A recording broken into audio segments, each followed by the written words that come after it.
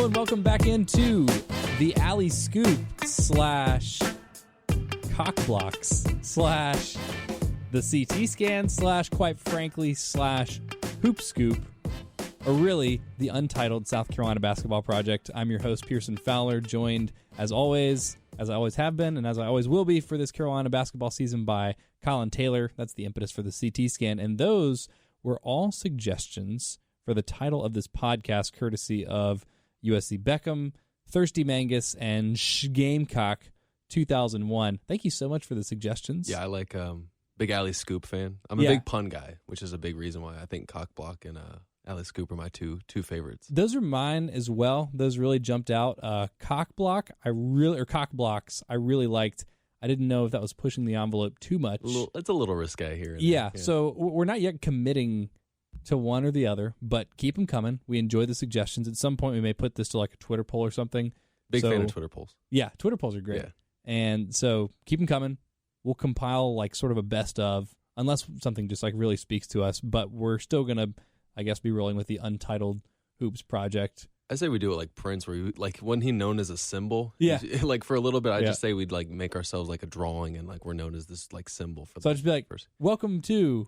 Yeah. And then we're like, do it with my hands. Yeah. Nobody can see it. Visual medium. Yeah, exactly. But anyway, so we don't know exactly what to call this, but we're working on it. But we're still here to talk about South Carolina basketball, even though we don't know what the name of this podcast is. South Carolina went up to Little John Coliseum and won for the first time ever, which I didn't realize because I guess it was under construction in 2015 when they played that game up in Greenville. Mm-hmm. So congratulations to the Carolina basketball team getting a win at Little John Arena, 67-54. As you and I were sort of talking about this game last week, you correctly predicted that it was going to be a rock fight, and boy, oh boy, was it ever, especially in that first half. A lot of turnovers, a lot of fouls, more turnovers in the first half, more fouls in the second half. It was an ugly game, but the most important thing is ugly win, pretty win. South Carolina got a win, and not only that, as we talked about last week, South Carolina has the best win of its season now. Now, this is admittedly a Clemson team that's just fine, that is, I think, probably the upside projects them to be a bubble team. They're 5-5. Obviously, they're playing in the ACC, which is very tough, but this was a Ken Pom top 100 win at the time. How big is this exactly for Carolina? I mean, in the grand scheme of things, I think if South Carolina ends its season with Clemson being its best win, it's not great. But as of right now, 7-4 is a lot better than 6-5, which is what they would have been, obviously, if they had lost. So I think this is huge for them, just in terms of confidence, in terms of getting that monkey off their back a little bit. Because every time they've played a good team, they've either played well and lost or just not played well at all.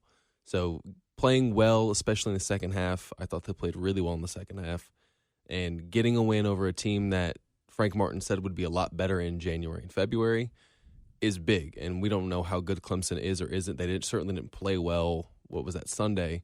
But in the grand scheme, you get a win over an ACC program on the road by double digits. I mean, if you just take it on its surface like that, I think any team would be happy to have that at this point in the season. And it's a rivalry win. You know, there's greater emotional stakes in this game. And one of the other things that you and I talked about last week is this Carolina team needing some momentum, needing a little bit of a confidence boost. And you get that in spades. This game kind of counts doubly in terms of the intangible effect of the game. And the one thing that I will say was encouraging in this game from a big picture perspective is this is the first time really this season that we have seen South Carolina really be able to utilize its depth and have that as an advantage over another team. Jermaine Couisnard only played 13 minutes, scored 4 points. Wilden Levesque, 0 points. The only statistic he recorded actually was a turnover. He only played 3 minutes. Justin Minaya found himself in foul trouble. He only played 19 minutes, scored just 3 points.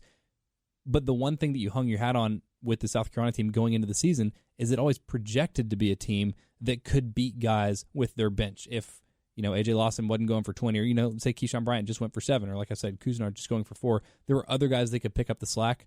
That hadn't happened yet this year, and it happened on Sunday. I don't know how sustainable that is. I don't know how many 19-minute performances they can get from Minaya and 3 minutes out of Levesque and 13 minutes out of Couisnard they can have the rest of the season and expect to win. But this is why you cultivate that depth. Yeah, and I think that the biggest thing was, especially in the second half, is you had guys that hadn't been necessarily connecting and consistently hitting shots, And there was a stretch there where I think South Carolina was up maybe 6, 7, 8 points, Clemson would come down and hit a three, and then Jair Bolden came down and drilled a three. And then Clemson would come back with another three of their own, and A.J. Lawson came down and hit a three. So they were able to put away is not the right word because they really pulled away late, but they were able to keep a team at arm's length, a team that, while is not going to set the world on fire and be a top 4 seed in the ACC, but a good Clemson team, an ACC team, and you were able to hold on, keep them at arm's length the majority of the second half, and put them away late. And you hadn't seen that from them, even in their wins. You hadn't seen that from them, just to be able to bury a team when they wanted to bury a team. And it comes with hitting big shots, and Jair Bolden did that. A.J. Lawson did that. Jermaine Couisnard had a great big three late in the game. You saw a little bit, and I wrote about it some on Central today, but you saw a little bit what this offense could look like if guys are connecting like Frank Martin says they have been in practice, or they were maybe in the Pro-Am. Well, and the other nice thing about this game was Carolina was hitting those timely shots, as you mentioned, Couisnard with the one late. Bolden did he hit 2 threes? Yeah, 2 of 6, and both of them were in the last couple minutes of the game, sort of to continue to... He had 10 points in the second half, and no one really talks about that. Yeah. And it was a really nice outing. Everything that everyone's talking about with Bolden after the game is the fight, which we'll get into in just a second, and I use the word fight very loosely. But the timeliness of the shooting was interesting and significant to me, because South Carolina shot the ball well, but it wasn't like a crazy lights-out shooting performance that's not going to be replicable again for the rest of the season. It's not like they were, it's not Wes Myers going off for like 30 points against Florida. Exactly. No, they shot 45% from the floor, which is good, but not an outrageous number. They shot 44% from 3, but it's 8 of 18. As you mentioned, it's like 3 big threes late from Couisnard, Bolden, and Bolden that, that's the difference between 5 of 15 and 8 of 18. So you're talking about 33%, 44%. So you do percentages, it's better when you give the actual numbers in a small sample size like this. And then from the charity stripe, a little bit better than their average, but still not a very good number, 13 of 19, just below 69%, which would have been nice. But there they are, just at 13 and they made 19, some late, too. I was like, I'll give them credit, too. They were down the stretch. They made their free throws when they needed to. Yeah, so it was timeliness, and I think that's where you start to see the benefit of confidence. It's like, well, you can't really quantify that. Confidence and momentum doesn't exactly show up in the net ranking, but where we've seen Carolina get tight late in games, they just seem to have a little bit more belief in themselves, and you wonder how much of that they can carry over into the first 35 minutes of the game against Virginia and the game against Stetson, and then into SEC play. So I don't want to overreact to this again, because it's a fine Clemson team, not a great Clemson team, not a terrible Clemson team, but I think it comes at a really important point in the season, and all of a sudden, I think the most likely scenario is that Carolina enters conference play at 8-5, and you're looking at 11-7 in the SEC being probably enough to put you right in that bubble kind of scenario, especially if you're able to get a quality win or two in SEC play.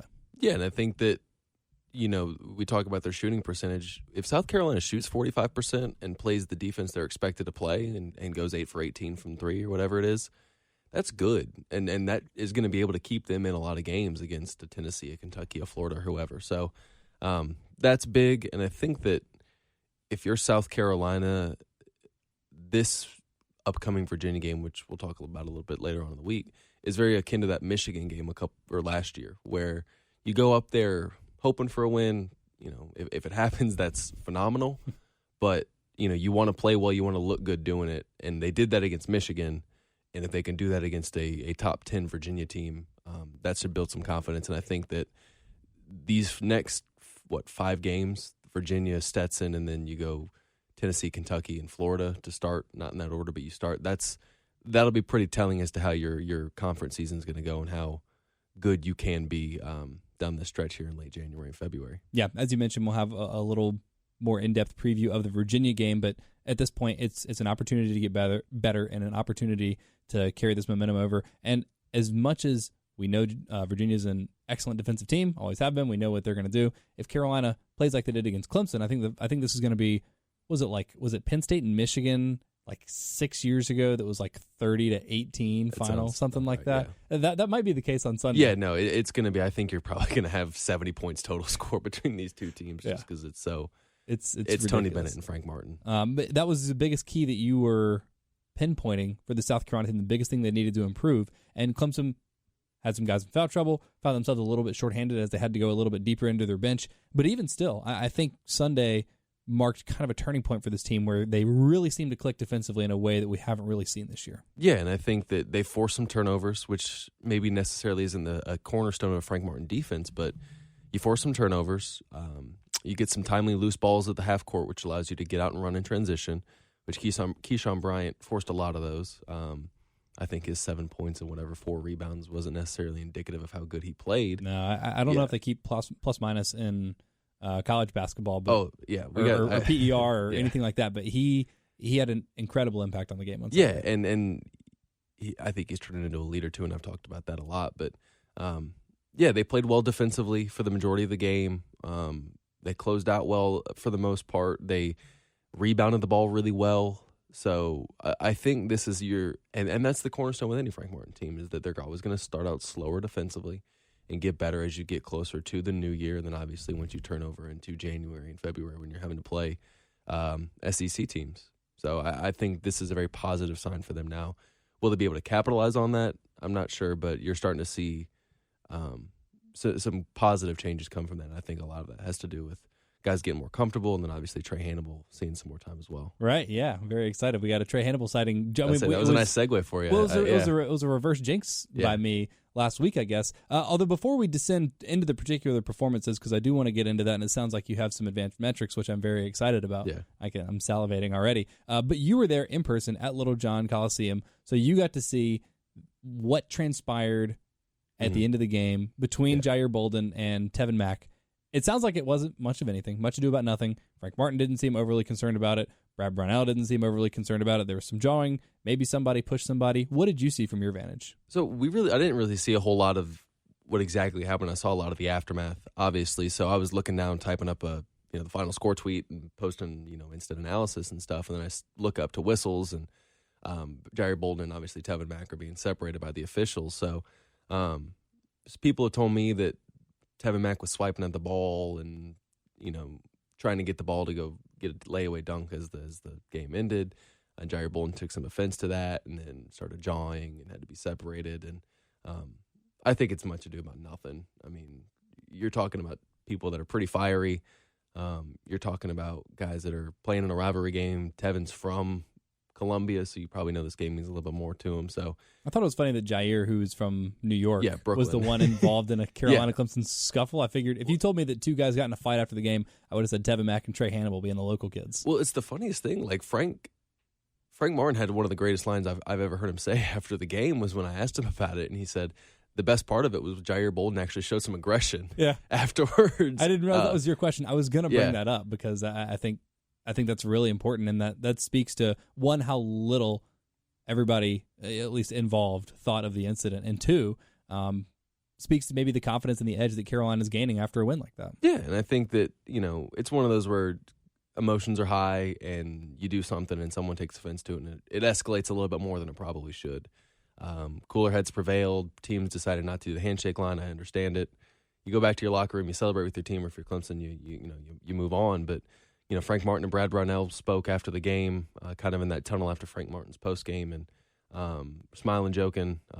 Those two guys are friends, so there was no hostility there. It looked like, and I think it's one of those where you forgive and forget and move on from it, because it's a non-story at the end of the day. Very good. Much ado about nothing. Let's use that to transition into a conversation about some of the particular specific performances from South Carolina. Jair Bolden, who didn't score in the first half, finished the game with 10 points, 3 rebounds, 3 assists, added a couple of steals, and 21 players played in the game, 10 for Clemson, 11 for South Carolina. Jair Bolden was only one of 4 players that didn't record a foul, so that's nice big. job not fouling that's Bolden. Big Jair. Played 24 minutes, 3 of 8 from the field, 2 of 6 from 3, made both of his free throws, and as we mentioned a couple times, those threes late in the game that helped kind of ice it for South Carolina.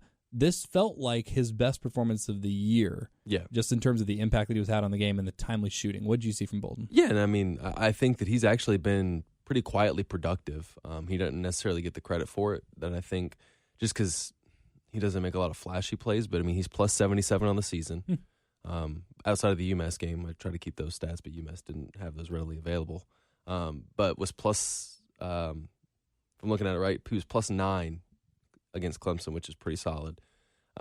Made some good decisions. I think that he really benefits from not having to handle the ball as much. You move A.J. Lawson over to that point guard spot, and I think he was able to knock down some in-rhythm threes. And if you're a point guard, you don't necessarily get those as much as some other guys because you're trying to facilitate.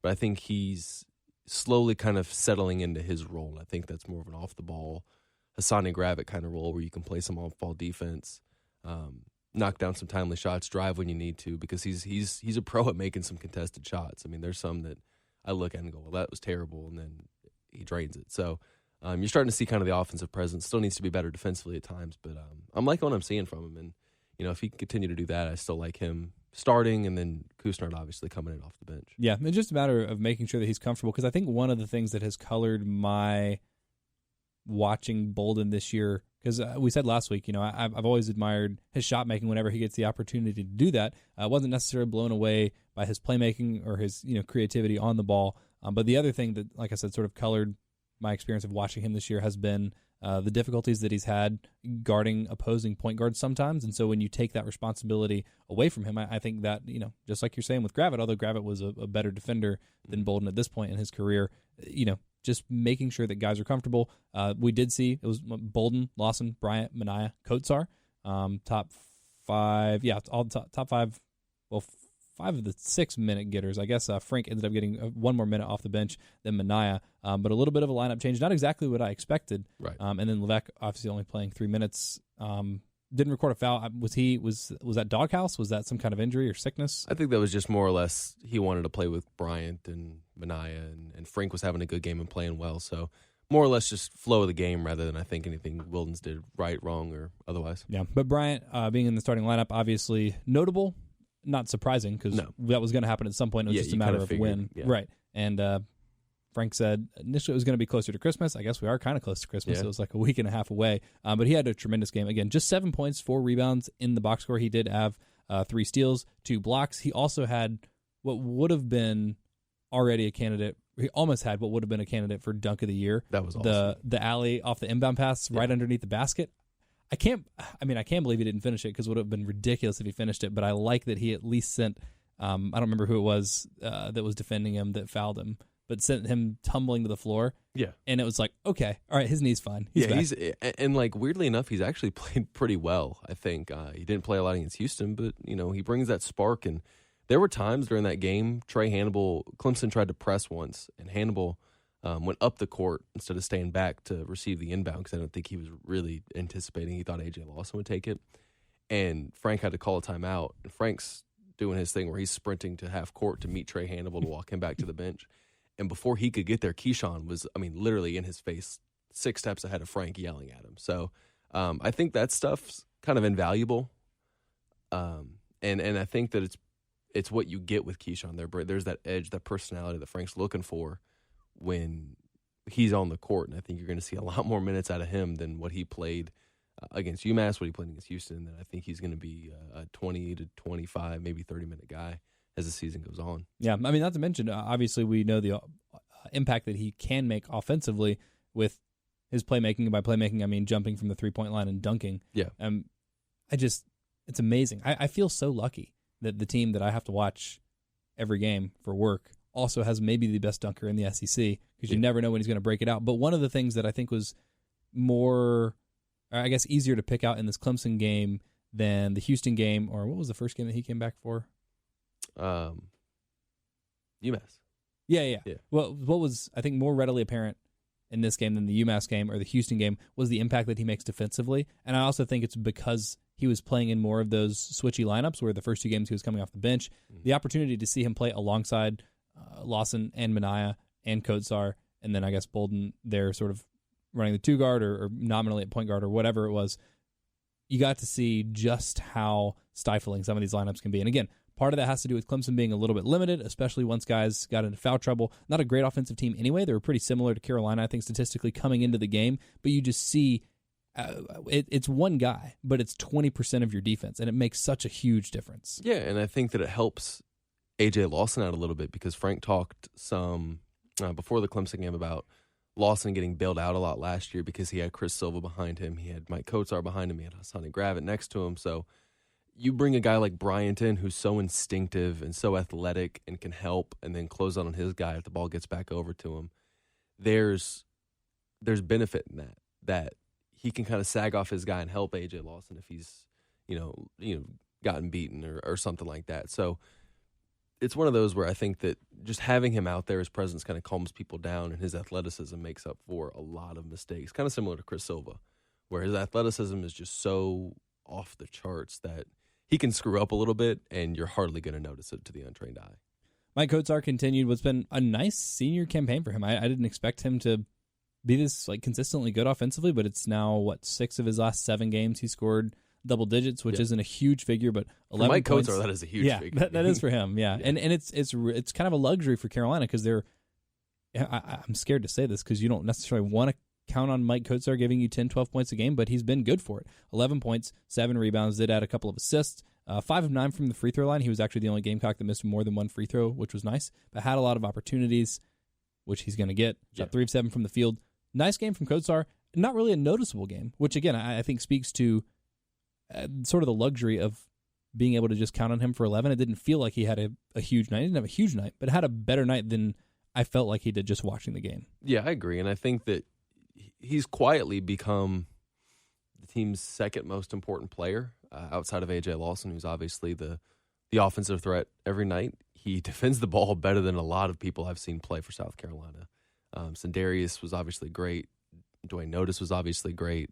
Chris Silva was great. But you got to start throwing Mike Kotsar into that conversation as one of the better defenders that Frank Martin's had at South Carolina, just because he can defend four spots on the floor. And that's shown, and he's kind of calmed down and gotten his mind right, and it's kind of showing. And he's more confident in his jump shot, and you've seen that.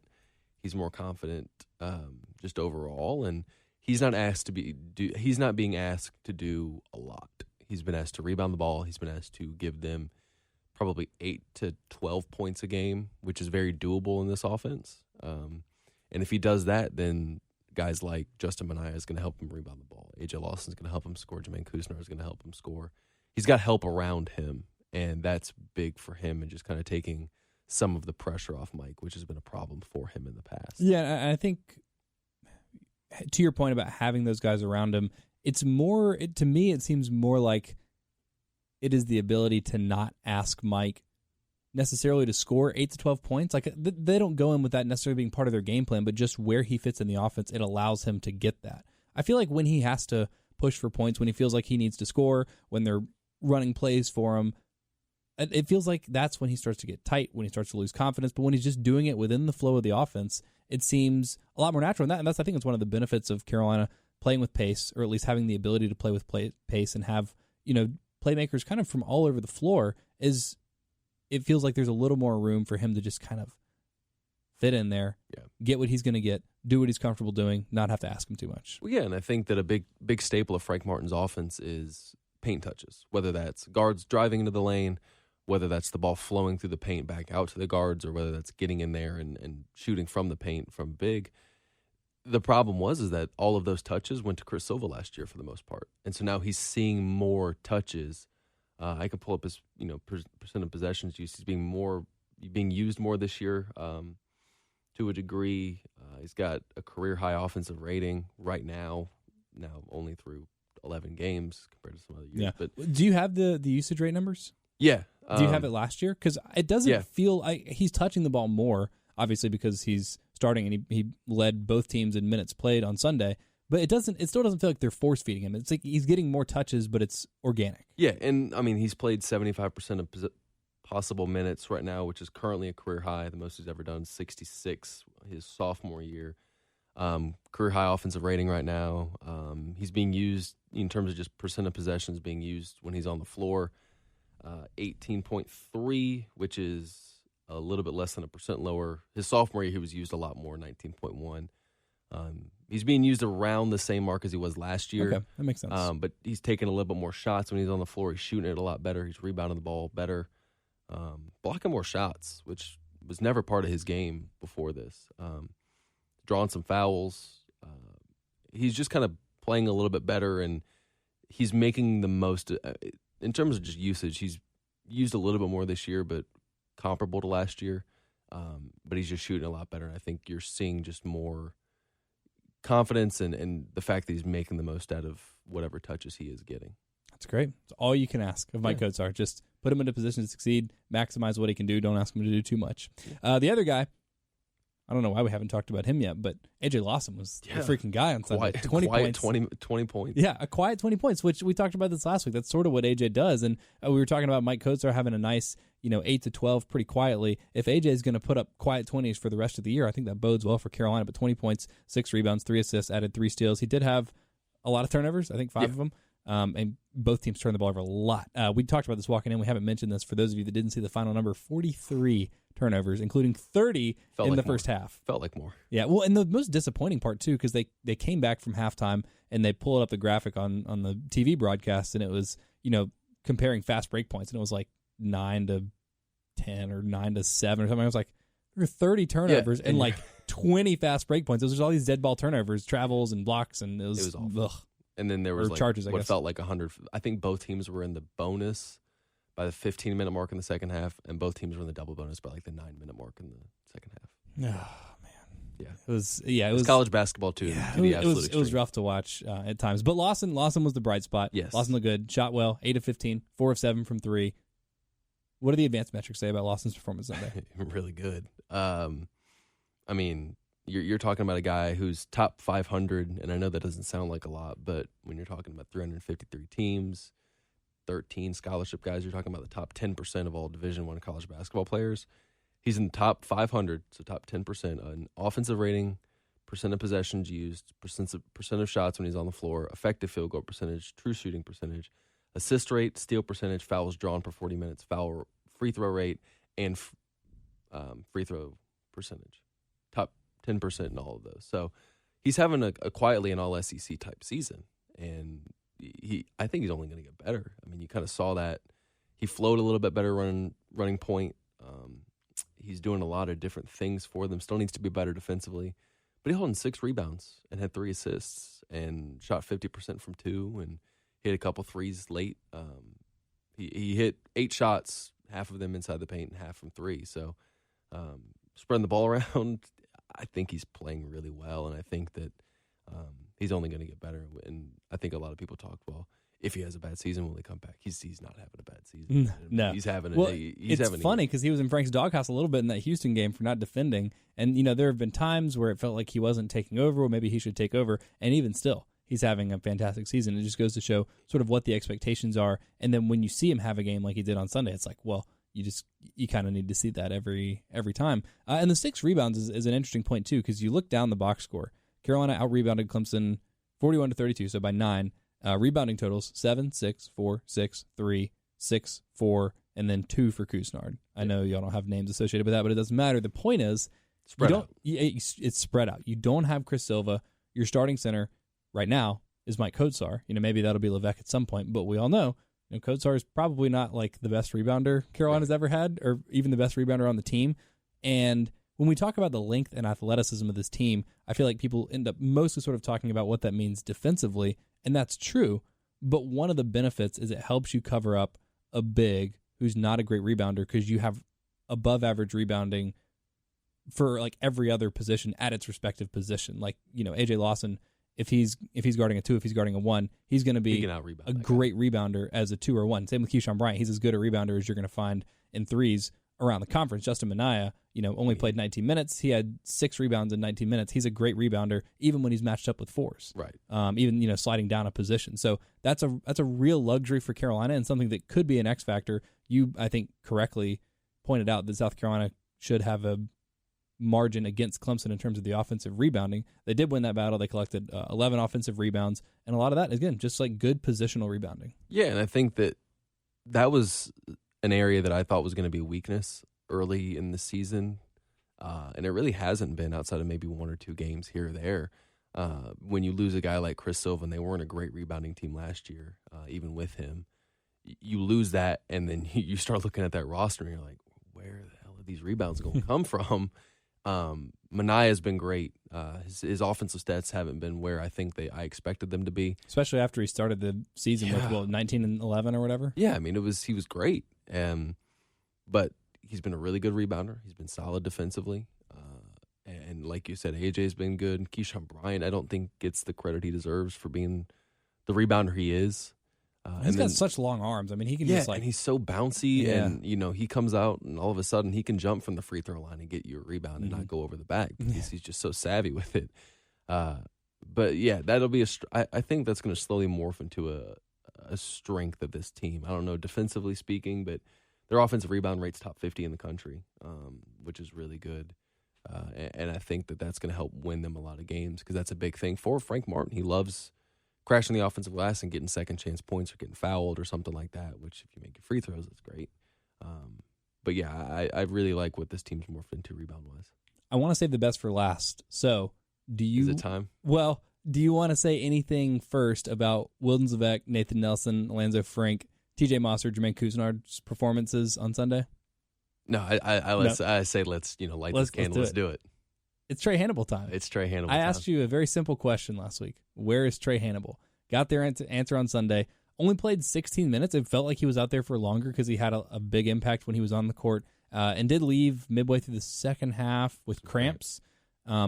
Just 4 points, 2 of 5 shooting, but 4 rebounds, 2 assists, added a steal, and just brought so much energy to the team. And that was, I think, what you and I both saw in him right out of the gate. So when he played his first game for Carolina, this guy, he looks the part, he's energetic, he moves around defensively. He's not always in the right spot or doing the right thing, but you really like his activity level. And he really had a significant impact on the game in just 16 minutes on Sunday. Yeah, and I think I was talking to Andrew Ramspacker of the State, who does a really good job covering them. And we were talking Monday after the game, and I said, AJ Lawson had a really quiet 20 points. And he goes, well, Trae Hannibal had a really loud 4. And I was like, that sounds right. So credit Andrew for that. But yeah, he kind of gave me what I thought he could give this team every game.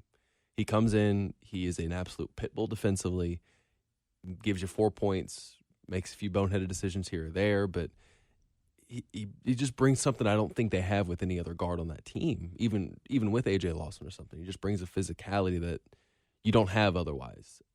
Does that mean he's going to be an all-SEC, all-freshman team? I don't know right now, but he's a guy that just plays well, and I think that he's someone that's only going to keep getting better. Made a few mistakes, but only turned the ball over once.